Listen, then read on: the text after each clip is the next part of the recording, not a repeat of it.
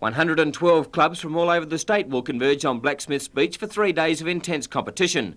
The traditional surf lifesaving events will be contested in age groups from under 15 to open, with many of the country's outstanding athletes vying for titles. The highly successful Swansea Belmont Club has once again been chosen to host the titles, which they previously conducted in 1964 and 1980. 2 years ago, Swansea Belmont was the top surf club in Australia, and last year it was third. At the championships, the club is again looking at a strong showing, with Guy Andrews heading a top team, along with Melissa Thurlow, youngster Drew Blatchford and legendary sweep Ken Murray. The Swansea Surf Lifesaving Club officially launched the championships today, with many of the hopeful competitors present, along with sponsors and the media. For club president Terry Watts, it hasn't been an easy task putting it all together. It'll be some months before the dust settles and we think about applying for another one of these championships. It is a very, very difficult event to organise, particularly when you take into account, Mike, that there are probably as many competitors, if not more, involved in a surf life-saving championship such as this than were involved in the Commonwealth Games in Auckland just recently. The highlight of the carnival should be the Open Ironman, which will pit the Mercer brothers, Dean and Darren, up against Guy Andrews and Craig Riddington. There's no love lost between the pairings, owing to the split in the Ironman camps this year. That race is set down for decision on Sunday the 11th at 4 p.m.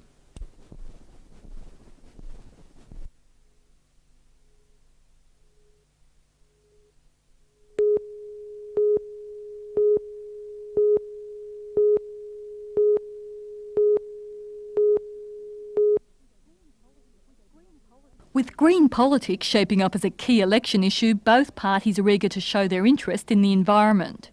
Newcastle voters are being told the environment matters to sitting ALP member Alan Morris. Likewise, the opposition is advertising its concern by printing its climate policy on recycled paper. Interestingly, its environment policy is printed on the regular bleached variety. Today, both parties brought their environmental platforms to the Hunter region. Shadow Environment Minister Chris Puplik was first off the mark, beginning a full day of press interviews at Radio 2 HD. With Liberal candidate Ashley Saunders by his side, Senator Puplik spoke of land degradation and soil conservation as the number one environmental priority in this election campaign. And that by the proverbial country mile is the most important single environment issue in Australia at the moment. And it leads you into two others. One is the effective management of our water resources and the question of tree planting, and underpinning that, question of having a taxation system which encourages people to do the right thing by the environment and penalises those who don't. Barely an hour had passed before Senator Puplik's seat was filled by his government counterpart, and there was clearly some dissension over who was setting the pace. Senator, your visit here today coincides with that of Senator Richardson. Was that merely coincidental? No, Graham's been following me all over the country. Absolute accident, as a matter of fact, yes, but it's interesting to know that he's following me. Wearing his heritage hat, Senator Richardson made a brief inspection of earthquake damage. With Alan Morris, he unveiled a scheme to fund restoration of earthquake-damaged heritage buildings. Back to the environment, and the Minister pledged to have a go at promoting the idea of a Lake Macquarie foreshore park. Senator Richardson claims there's never been a wider gulf between opposition and government environmental policies. Senator Puplik's heart is in the right place, he says, but he has no chance of overriding National Party interests. We'll challenge states when they're wrong. When, for the very special areas of Australia, they don't mind putting them in danger, we'll challenge them. We'll make sure that the best areas are protected. And that's the only thing you can do. You know, a national government hasn't got that much power, and it should only use its power sparingly. But when I see a national treasure being damaged, then I'll make sure federal power is used. And that's what I can do that a Liberal and national government can never do.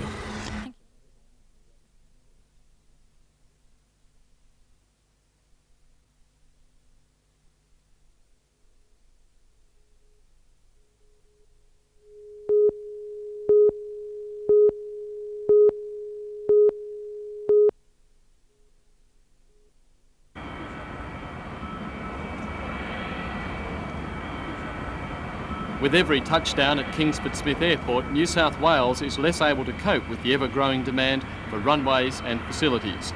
The new airport to be built at Badgerys Creek is still many years away, and a third runway for Mascot, even if looking more likely, couldn't be completed until 1995. With that in mind, the Newcastle Chamber of Commerce decided it was an opportune time to step into the breach. There simply is not capacity in Sydney to take the trade. And with deregulation, there is the potential for new operators and cheaper flight packages which will broaden the whole market for air travel.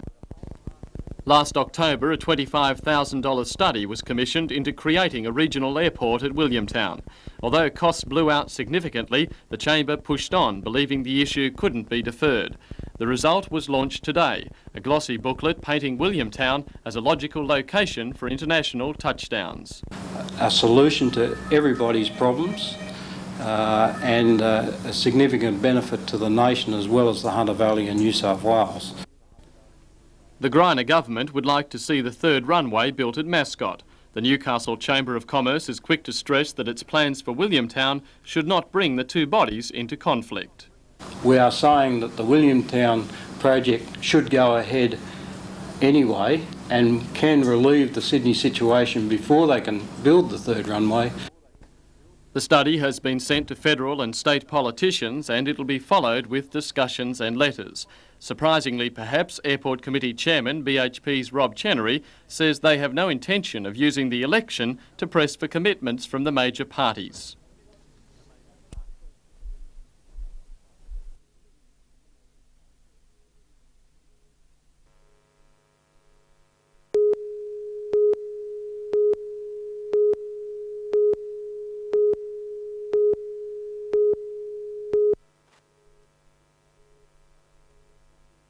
With one of the entrants for this year's bash from Burke to Burnie in Tasmania as a backdrop, aspiring Greg Norman's gained a few tips before hit-off from members of the Hunter Golf professionals led by Belmont's Paul Robertson. Many were hoping to produce solid form on the course and build up to the challenge ahead with an added intake of fluid.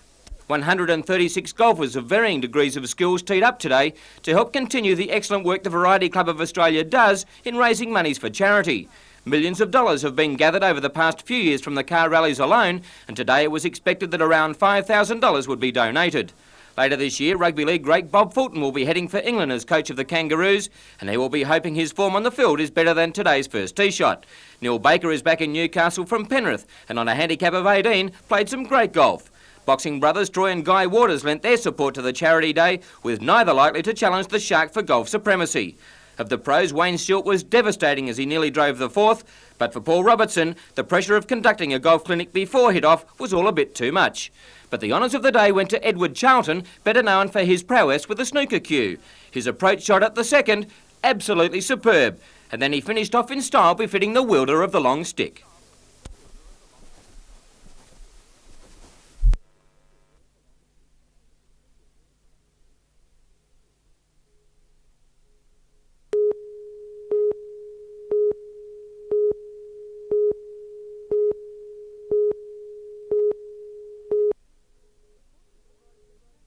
According to the Roads and Traffic Authority, Roth Street, which winds its way around the foreshore, is a main road. It is built to take heavy vehicles and a continual flow of traffic. But local residents disagree, claiming it's a cheap way out for the RTA and Lake Macquarie Council. Protesting about the heavy trucks coming through this road here. The road's never been built for it.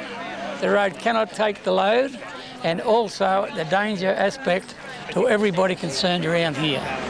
The residents want the heavy vehicles diverted off the Pacific Highway at the high school and onto Macquarie Drive, a plan which the RTA and the council have been considering for many years. And I think with the condition of the road here now, the volumes, that council and the DMA will have to seriously look at it. How long has that been proposed though? Oh, at least 30 years. And has anything been done about it? Only talk. A spokesperson from the RTA says the authority is committed to completing the Charlestown bypass and extensions to the freeway, and as such the Macquarie Drive diversion is a long way off. Residents though want action now, and Lake Macquarie Council and Mayor Ivan Welsh are feeling the brunt of their anger. People have written notes, written letters and so forth, and they're just ignored. They shelve them and can't find them. That's very convenient, especially when you've got a mayor that's got two hats on. What is he, a mayor or is he a politician? So what is he going to do? Is he going to look after the lake and the people here, or is he going to look after the government? Personally, I don't think he's doing a very good job of either.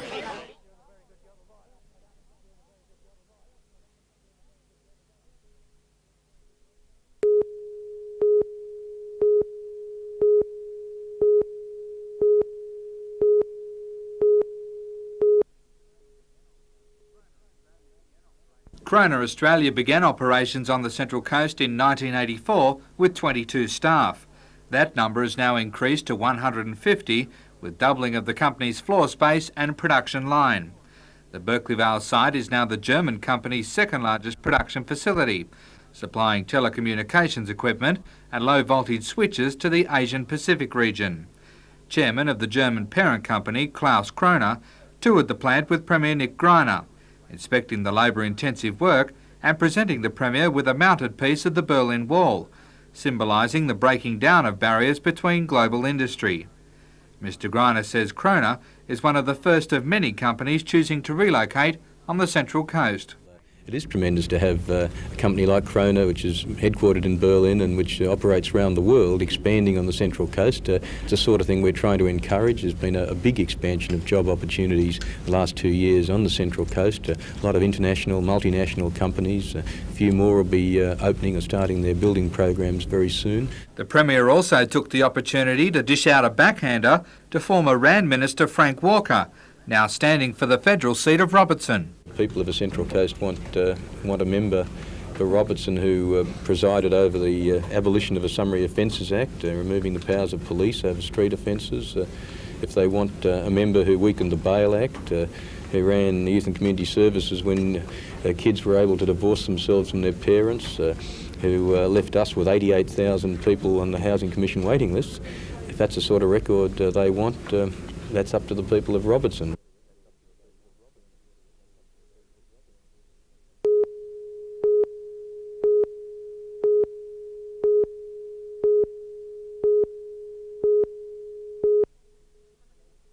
This is contaminated laundry, some from the AIDS ward that has been building up from last night.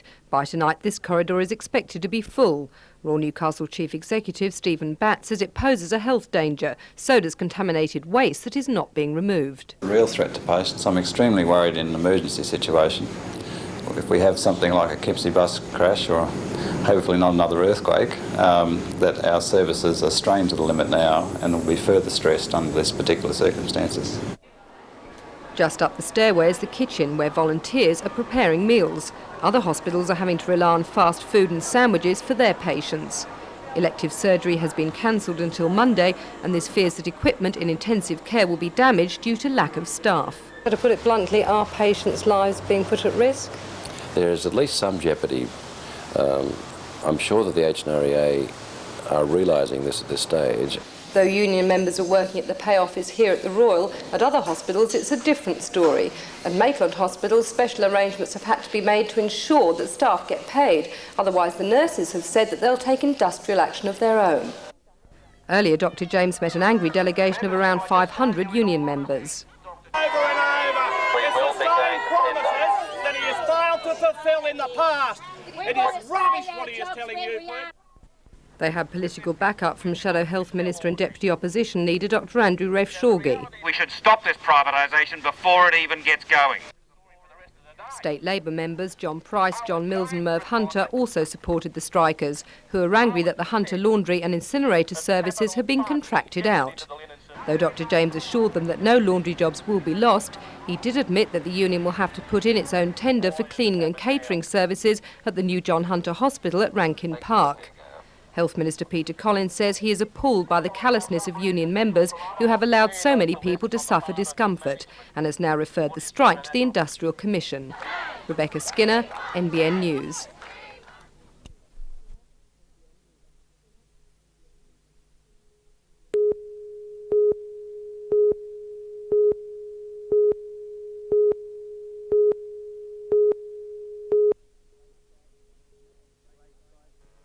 The grey skies at Broadmeadow kept most racegoers worrying about the weather.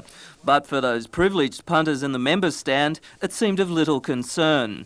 One bookie thought the slow track might have been best for sheep, yet betting odds remained stable. The $150,000 Foster's Newmarket Handicap is one of Newcastle's leading races, and the racegoers were still willing to have a wager. As the horses warmed up, our Poverty Bay was still firm favourite, but when they came into the back straight, it was anyone's race.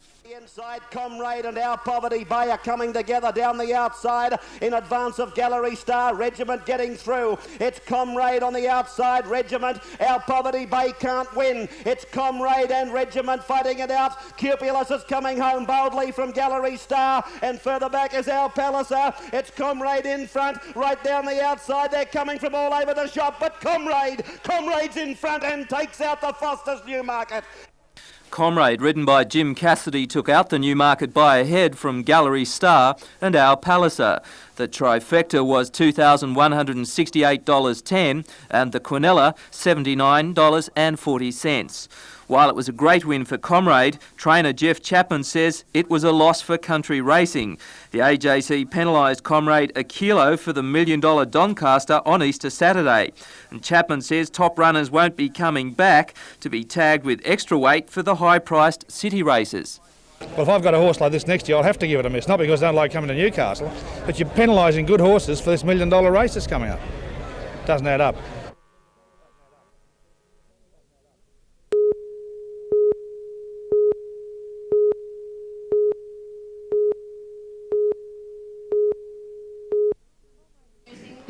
Coal Miners' Daughters by Betty Hodges Linton was previewed today at the Cessnock Public Library. Her book differs from most mining histories because it is a personal account, told from a woman's point of view. The book documents the hardships of a family in the face of poverty during the Depression years, insecurity during times of strikes, and danger in the lives of miners. In publishing such a history, the author hopes to honour the tradition of work and suffering of coal miners and their families. Because we were a unique area, cut off from the cities and looked at differently to city folk. And there were many people who were quite ashamed of their background, their coal mine background. I really do hope that people will feel a sort of pride in what they had to endure.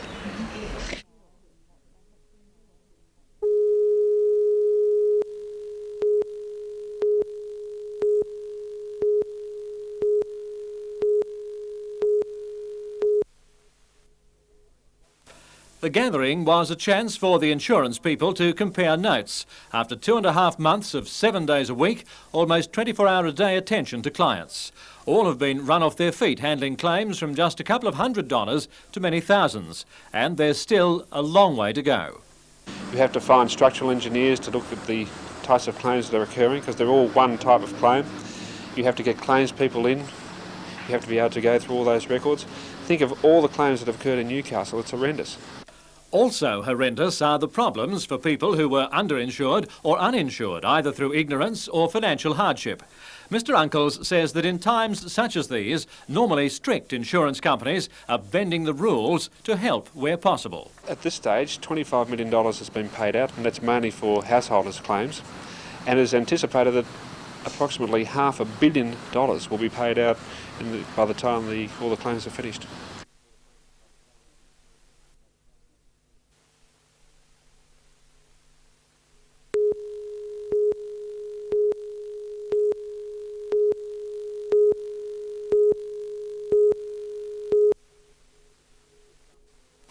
The Industrial Relations Minister joined Communications Minister Ralph Willis and Member for Newcastle Alan Morris on an inspection of a very model of a modern metal industry, the tube makers factory at Mayfield. Mr Willis was standing in for Industry Minister Senator Button, who was unavailable. The inspection was to highlight a grant package being made to Newcastle University for courses in workplace restructuring. However, the prospect of a national strike by 400,000 metal trades union members loomed heavily over the proceedings.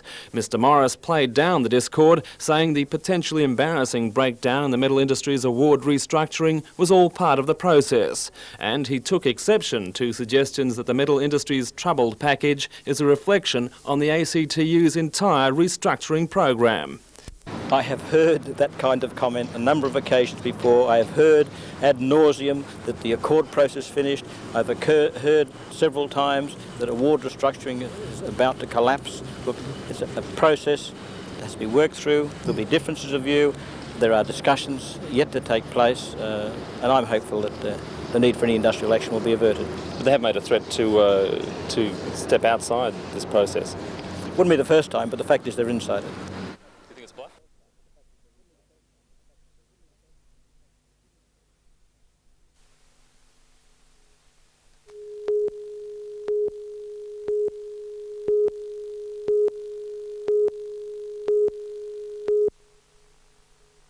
50 millionth tonne will be loaded quietly and efficiently and without celebration, like all the coal before it.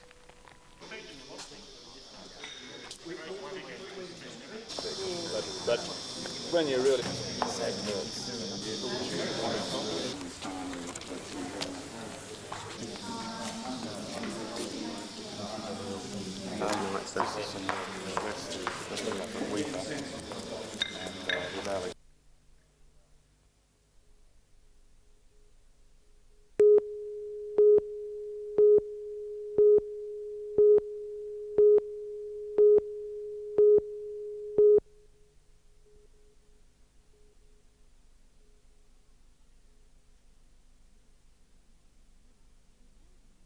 It may be news to many in the Hunter Valley, but there's an imaginary war going on. Remember Operation Kangaroo in the top end of Australia last year? Well, the enemy has moved further south, opening a second front on our doorsteps. It's all fictitious, but to the 2,500 Australian and New Zealand Army reservists now in the Hunter Valley, Operation Martin Revisited is a deadly serious matter. You won't find Cameria in any atlas, but the story goes that this northern neighbour has sent raider battalions to disrupt the civil community. As the situation deteriorates, police have asked for military assistance. After 10 days of bitter fighting, the Camarians have been driven into the Singleton area. I've gone out to Apple and I'll be zooming in about the next 5-10 minutes. I say again, check firing, over. The Royal Australian Air Force has been called in from Williamtown, adding extra muscle to the reservists' onslaught on the invading forces. In a precision close support mission, a pair of Macchi jets controlled by a forward operator and a wing gel will dump a series of practice bombs on a Camarian stronghold. Smokers down, report sighting. Tally-ho.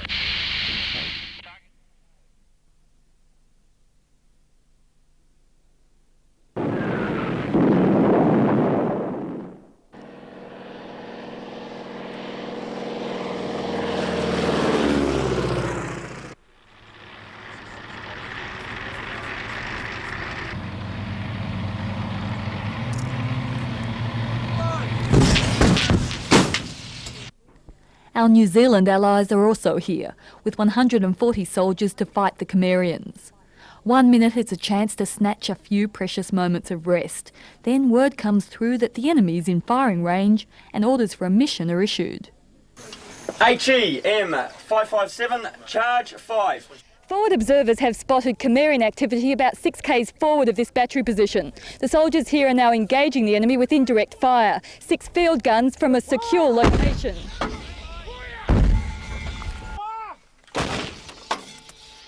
527, set!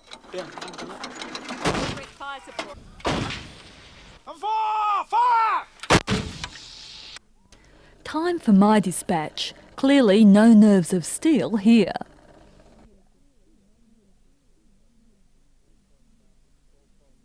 Well, from the information we've got from our forward observers, I think that we've got them on the hop anyway. Are there any problems in the fact that it is an exercise, that there's a fair deal of pretence involved? I don't really see so, no. We have an enemy out there who are professional soldiers. They're very skilled indeed. They give us a very hard time. This bloodless war has its casualties, be they imaginary victims of Camarian attack or just cases of blisters, sunburn or insect bite. With the community ostensibly under siege, most locals have readily accepted the sudden military presence, some joining in the spirit of the exercise. And if an arsenal of weaponry isn't enough to defeat the Camarians, the Kiwi troops have an unusual tactic. Football fans will know it from the rugby field. A Maori haka from soldiers in full military kit is guaranteed to intimidate even the brashest Camarian.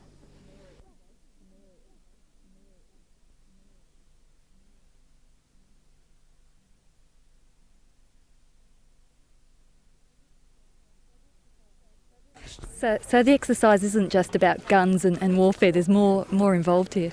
We like to be called a family.